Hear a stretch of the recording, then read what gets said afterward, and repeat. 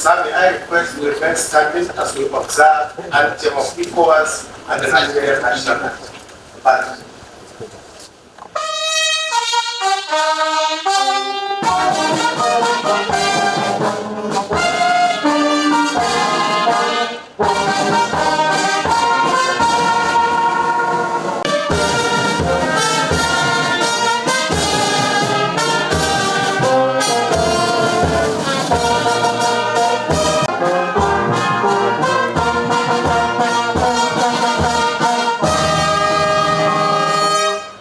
His Excellency Muhammad Abubakar, CON, MNI, Honorable Minister of Defense, Federal Republic of Nigeria, the Chairman, Senate Committee on Defense, His Excellency Senator Ahmad Ibrahim Lawal, GCON, Senate President Emeritus, the Chairman, House Committee on Defense, Honorable Babaji Defense, the National Security Advisor, ably represented, the Honorable Minister of Foreign Affairs, His Excellency Ambassador Yusuf Tuga, the Honorable Minister of Interior, Honorable Olubunmi Tunji Ojo, and heads of paramilitary agencies under the ministry here present, our chief post, the Chief of Defense Staff and Chairman, ECOWAS Community of Chief of Defense Staff, Chairman Abdul Musa, OFR, the ECOWAS Commissioner, Political Affairs, Security, Peace and Security, His Excellency Ambassador Abdul Musa, the Chief of Staff from the Chief of Defense Staffs from one community of West African states, service chiefs, the Chief of Army Staff,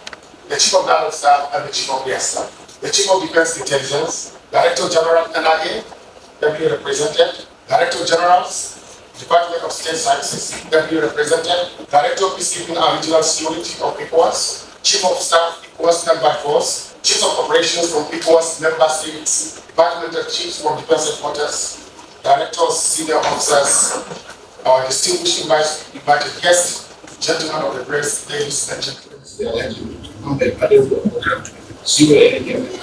Minister of Defense, other distinguished ministers, members of the National Assembly, chiefs of defense staff of the cross countries, invited guests, members of the media, gentlemen, please permit me to stand in the already established floor. I have the honor to welcome you all to Abuja, Nigeria's Federal Capital Territory, for the second ordinary meeting of the Economic Committee of West African States, ECOWAS for short, Committee of Chiefs of Defense Staff. It is indeed a privilege to stand before this esteemed gathering of seasoned and respected colleagues as we jointly celebrate on topical issues bordering on the general security situation in the West African region. Your presence here today reflects a shared commitment and dedication towards building and maintaining a secure environment for the safety and well-being of our people. It is to demonstrate the collective drive to address the various security threats affecting the region through deliberate and concerted collaborative efforts. As leaders in our respective armed forces, we are all aware of the threats that confront our nations and regions. These threats include terrorism, insurgency, organized crimes, violent agitation, and recently unconstitutional takeover of government, to mention but a few. These challenges not only threaten our individual national security but also undermine the social fabric and socio-economic development of the entire region. Recent challenges like the military coup d'etat in some countries in the region have had unintended consequences and have threatened our collective democratic values. This trend must be discouraged as it negates our core responsibilities as military professionals. Let me therefore use this opportunity to emphasize that as democratic countries, we, the military, must uphold democratic values in line with our various constitutions. I am also optimistic that this meeting will assist us to prevent such abnormalities while strengthening our collective resolve to bring about peace and sustainable development to our region. Accordingly, the complexity of the security landscape demands that we leverage our collective expertise, share intelligence, and coordinate our efforts across borders if we must solve these challenges. Thus, collaboration is paramount and imperative to address both the root causes and symptoms of insecurity in our region. It is on this premise that the agenda for this meeting was carefully crafted to focus on critical areas and building from our previous engagements.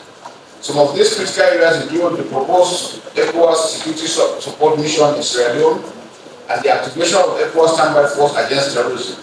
Other issues outlined for deliberations are the development of the ECOWAS logistic depot in Sierra Leone and ECOWAS peace support operation. The convening of this ordinary session has therefore become pivotal as it will allow us to review the evolving security environment with a view to reposition the region's defense architecture and posture to adequately respond to the emergency before us. We are here today, therefore, to take stock of the implementation of the decisions of the 41st Ordinary Meeting in order to devise a forward-looking agenda on peace and security in West Africa. The government and the people of the Federal Republic of Nigeria, I'm delighted to welcome you to the 42nd Ordinary Meeting of the Economic Committee of West African States Committee of Chief of Defense Staff. This annual assembly provides us with a crucial platform to address the collective security challenges we face in our region and to strategize on the best approaches to ensure peace and stability in West Africa. I'm particularly elated to see many familiar faces that we have met in different forums and excited to meet new ones.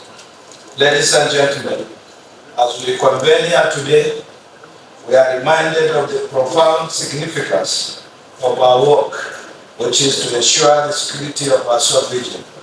Let me remind us all that the security landscape of West Africa is presently marked by both complex challenges and opportunities for cooperation. Accordingly, joint efforts towards countering terrorism, managing cross-border crimes, hybrid threats, as well as enhancing regional security are vital to safeguarding our nations and promoting sustainable development. Therefore, this meeting is particularly apt considering the evolving security paradigms and the emerging threats that confront us. You will all agree with me that we are currently faced with various levels of security threats in our dear region, which requires concerted and unified response.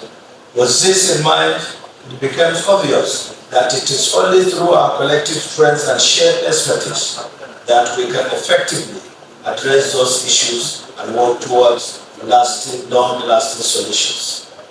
Ladies and gentlemen, having assessed the dynamism of threats within the sub-region, Africa, and globally, the mandate of the ECOWAS Committee of Chief of Defense Staff is now more critical than ever.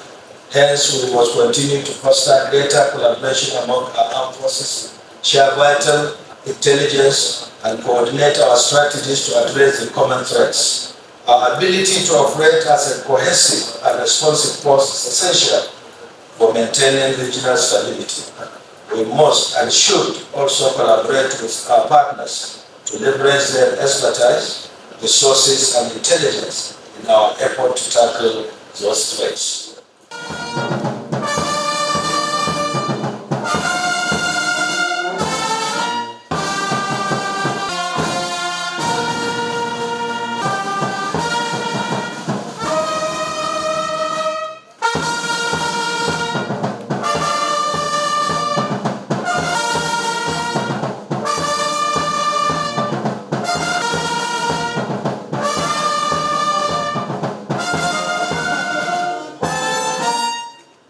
We have come to the end of the presentation.